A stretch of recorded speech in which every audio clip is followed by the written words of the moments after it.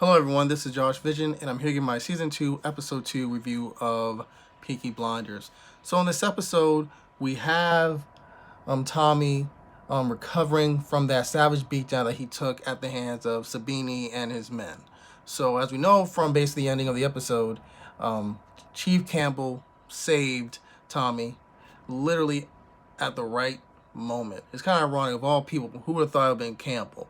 That's something Campbell actually mentions to Tommy once Tommy wakes up, that I know you wasn't expecting me, of all people, to be here and be the one to save you. So they briefly talk about Grace, and it's discovered through this conversation that Grace is actually married to some rich guy. I think a banker or a stocker, like some type of like accountant or something, someone of influence, whatever, over in New York, and that she seems to be very happy. And it seemed like they're both taking shots at each other. Basically saying that Grace moved on, because we all know how both of them love Grace. Probably even more so Chief Campbell. At least Tommy actually got to sleep with her. So, anywho, Campbell basically gives Tommy an ultimatum. Listen, I observed what he did to that Irish guy, and his connections.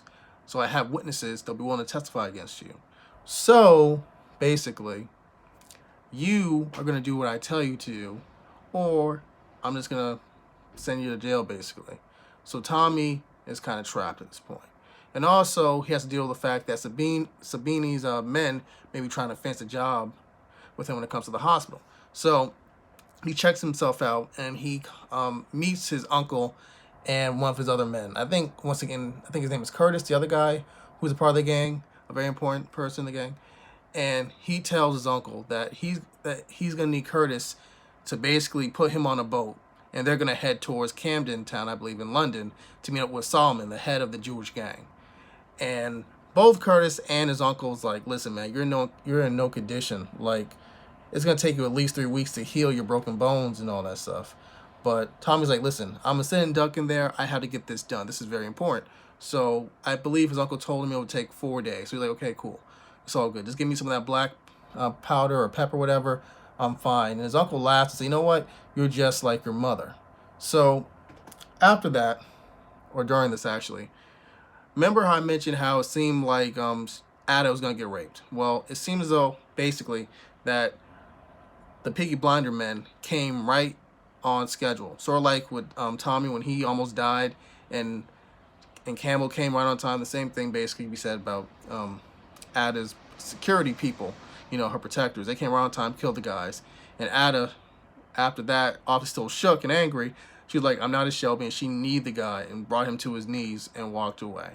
So, besides that, we have Arthur losing his mind again, to the point that while he's fighting, because keep in mind, you know how Arthur and Finn, especially with the last couple episodes, they've been in the boxing gym, like training and all that stuff. You could tell when you're watching Finn fight with his friend that he's not. Well, I wouldn't say he's not a. I would say he's not really a fighter. It's not saying that he's a punk or anything, but he's not as. You could tell that he has a very different nature compared to his older brothers in terms of fighting. He seemed to be He seemed to be a little bit more introspective like Tommy, but doesn't have that vicious side. So contrast that with Arthur, who basically beats this poor kid to death during one of his maniacal moments, basically. So what happens basically is that once the kid dies, everyone in the office is like quiet, and Tommy knows something's up. So he basically sees Finn and his African American friend, well, not African American, but like his black friend, basically, in the office, and he asks him what happened. So they tell them, the black kid tells him a different story, trying to sort of protect Arthur. But Finn straight up on said, listen, he lost his mind. You know how he's been going a little bit loony crazy, a little loony, and that's what happened. He beat the poor kid, to death. So I believe Tommy's like, listen, I got 2 different stories from you guys. So y'all best have the same answer when the cops come, because he beat a boy to death. So in order for us to fix this, we gotta have a unified front, basically. It tells them to F off, and that's kind of that. So while this is happening, we see Aunt Polly go to this fortune seer or whatever, and it's revealed that's like a gypsy. It's like 3 or 4 people of gypsy descent. And we know that Aunt Polly and the boys are basically half gypsy. So she goes to her and asks what is what has happened to her two children, a daughter and a son. It's revealed to us that she actually did have children, like a daughter and a son, and that she had a dream about a woman screaming, in the street, and that it seems though she's seen her daughter, a grown-up version of her daughter, speaking to her, telling her that she's gone. So the lady tells her that, I think the lady actually, the seer asks her what's her name, actually. She's like, my name's Shelby. And then once people hear the name Shelby, they're scared. And she knows this, and she kind of smirks and says, you know what that means? I guess that means, if I say, if I ask, can I go first? I think I'm going to say I'm going to go first. So after the woman tells her what's happened, apparently, she screams in the street, fulfilling that prediction or premonition, of her seeing a woman screaming in the street. So she's told, I believe, that her daughter is dead, or that her children is dead. So after that, we have Esme coming to the organization place, whatever, and she tells Aunt Polly that lady is a trickster, and that she shouldn't really trust her words, basically. So once Aunt Polly hears this, she puts her up against the post, and she has one knife here and the other knife in the other hand, basically threatening to kill her right then and there. So you can tell that it's not just the boys who are very skilled fighters, it's also their aunt. So this tells you that if Grace and Aunt Polly fought, Aunt Polly was not arrogant. She was straight up true. She would have murked and killed Grace. So either way, Esme tells her, basically, I mentioned before, that you shouldn't trust her. So Aunt Polly starts to listen and calms down a bit and says, by the way, if you tell the boys, I'll get you. So after that, I believe Esme tells tells Tommy, and Tommy brings Aunt Polly back to her old place, I believe. And the reason for that is due to what Esme told him. He's gonna try to figure out a way to bring Aunt Polly's children back to her daughter and her son. I think the daughter's name was Anna, and the boy's name was Michael. So when he does the research, we find out basically that the daughter, Anna, had died from spring fever. So I believe that was a fever or like a sickness or disease that was passing around that time, like the 1920s or 1910s or something. I just forgot it was like after war, during the war, during the First War. But it's mentioned that she actually did attempt to find her mother, but they sent her to Australia where she died. That's where she caught the spring fever and ultimately died. But that her son Michael is still alive. So that gives Aunt Polly hope, but unfortunately the caretakers of Michael, don't want anything to do with her. Because when Thomas went to go see the family and where the boy lived and tried to speak with them about it, or at least the woman, because the guy was gone, the father, was gone about it.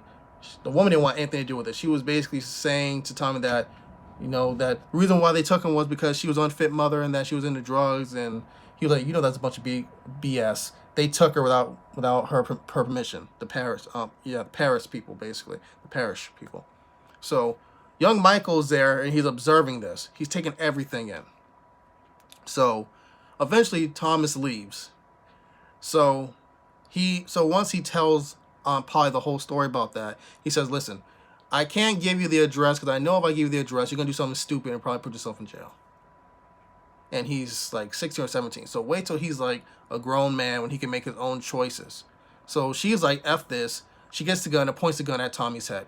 Now, as we know, Aunt Polly and Tommy have probably the best bond out of everybody. Probably the only one out of all the boys, she probably has the best bond besides Tommy. Probably you could say either John or Finn. But that says a lot when she has a gun pointed at Tommy. She was going to pull that trigger. The only one she'll put over Tommy is her own seed. And that will obviously be Michael. And if Anna was alive. The only people she probably would. So Tommy's like, listen, if you kill me, you won't figure out where the boy is. So she shoots the gun up in the air in frustration and leaves. So after that, Tommy speaks with Arthur. And Arthur talks about how basically he hasn't been right, and the effects of war is really starting to get to him even more and more. And at this point, Tommy's done with it. He's like, listen, I'm tired of your complaining and itching. Deal with it. And if you don't want to, you might as well just end yourself now. So they have a brief little tussle, and Tommy is able to get the advantage, and he basically grabs Arthur's head and said, look in the freaking mirror at what you've become, basically, and then leaves. So after that, I think they have this grand opening. Now, I don't know if it's like, I'm trying to remember if there's like the bar having like a reopening, or it was like a different bar, but either way, Tommy sends Finn to get Arthur. And I was like, listen, leave me alone. And then Finn gives him some cocaine, which Tom gave Finn, because he knew that Arthur would say, leave me alone. And that's the only way that would make him happy enough to actually join the festivities. So it's kind of funny, the scene in which you see Arthur all high up on cocaine. He's just happy and just doing what he usually does, his normal self, except with a little drugs added to the mix. So after that, we see Ada making her way to, to the bar. And before I even get to that part, early in the episode, Ada is actually given a big house with like 8 rooms or so by Tommy. Like another, he actually did give her that, so she can move away from, basically any sort of danger. And also, I think he mentioned something about having a place for them to hide the money as well, if I remember correctly. But either way, it sort of makes things better between him and Ada. She isn't as antagonistic as usual towards him. So, before that, so after that, or like around that, another thing that happened in this episode is the meeting with Solomon and Tommy. So when they have this meeting, it's very interesting because you don't really understand what Solomon says, but he's a very likable guy. You can also tell he's a very serious badass dude, and there's a reason why he's a leader of his gang. So we see Tommy basically filling him out and also trying to pull the whole let's make an alliance thing. And Solomon's like, listen, dude, I don't need you. Okay? I don't need you at all. I already know about you. Aren't you the same bloke that killed Billy Kimber? You're the same bloke that killed Billy Kimber. And didn't you try to make an alliance with him? What happened? He got a bullet in his head for it. So what's going to stop me from shooting you with this gun and put a bullet in your head? So Tommy, at this point, realizes that what Esme said was correct. The gangs in London, the leaders, are not like Billy Kimber. They're not idiots. They're on his level, if not a notch above him. So he's going to have to adapt. But luckily for him, Solomon likes Tommy. And there's an agreement of peace between them.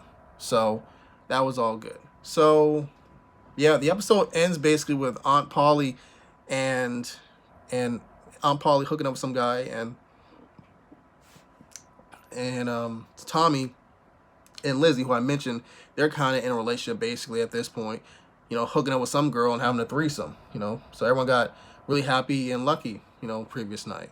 So when Aunt Polly comes back to her home, she sees this boy standing outside, and he says, have you seen Elizabeth Gray? And she's like, who's Elizabeth Gray? And he's like, well, I'm Michael Gray. That's my mother, and I'm her son. So the two actually put 2 and 2 together, and that's how the episode ends. So, yeah. Also in this episode, we had Sabini being frustrated at the fact that Thomas did not die. Well, the fact that Tommy didn't die, but also the fact that Tommy actually checked himself out of the hospital.